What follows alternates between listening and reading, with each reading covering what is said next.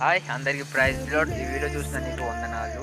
నువ్వు ఈ లోకంలో అంతా ఇప్పుడు త్రోసివేయబడి ఉన్నదని బాధపడుతున్నావు కదా. నేను ఆదుకునేవారు, నిన్ను ప్రేమించేవారు ఎవరు లేరనుకుంటున్నావు కదా.